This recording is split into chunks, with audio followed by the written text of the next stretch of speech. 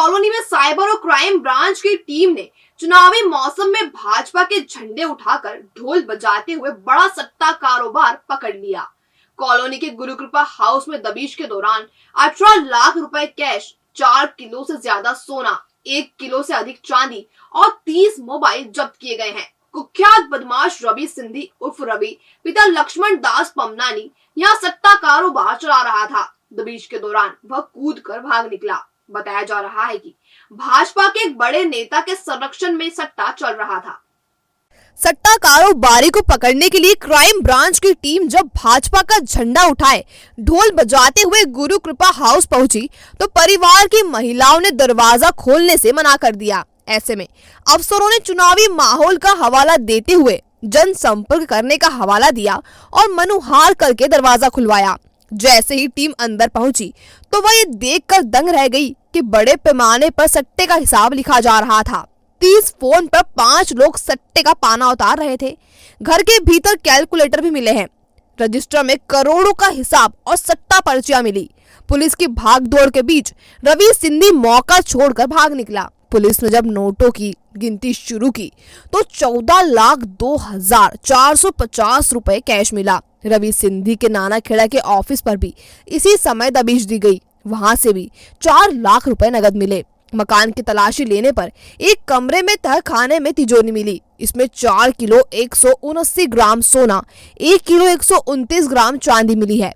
सोने में 2 किलो सोना 280 बिस्किट के रूप में था, जबकि बाकी सोने में 29 कंगन, 5 जेंट्स कड़े, 13 नग चेन, 28 नग अंगूठी, 9 नग ब्रेसलेट, 10 नग मंगलसूत्र, 17 नग वाली अंगूठियां, 2 जेंट्स कंगन और भी कई मिक्स आभूषण शामिल थे। चांदी में 35 सिक्के, 10 ग्राम का नोट, डायमंड का एक नेकलेस और 4 बालियां भी इसमें शामिल थी।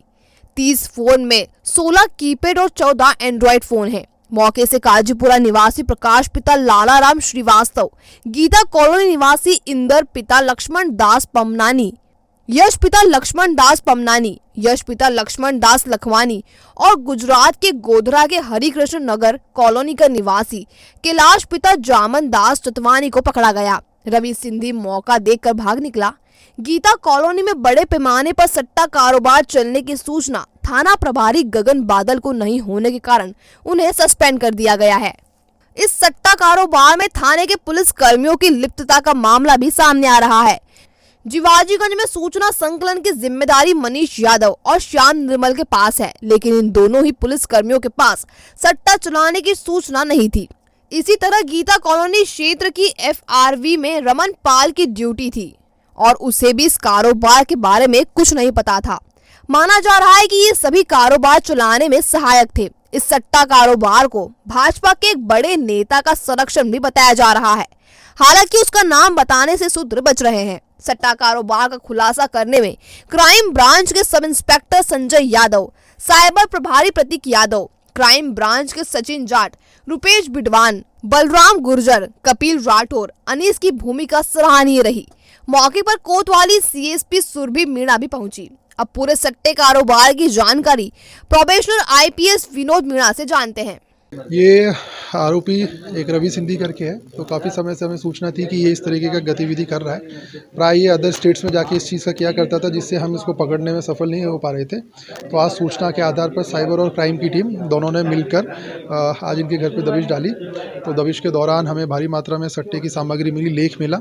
इसके साथ साथ हमें काफ़ी भारी मात्रा में हमें एंड्रॉयड फ़ोन भी जब्त हुए, साथ में कीपैड वाले मोबाइल भी, जिससे ये लोग अवैध सट्टे का, जुए का संचालन किया करते थे।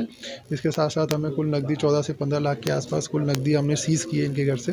साथ ही साथ एक तहखाना भी हमें मिला था, टाइल के लगभग 1 फीट नीचे एक तहखाना था जिसके अंदर एक तिजोरी थी। उससे कम हमको 4 किलो के आसपास सोना भी हमने सीज़ किया है, और जिसमें ब्रेसलेट्स है, मंगलसूत्र है, रिंग्स हैं, दुनिया भर की चीज़ें, तो सब भी पुलिस ने यहाँ से सीज़ की है।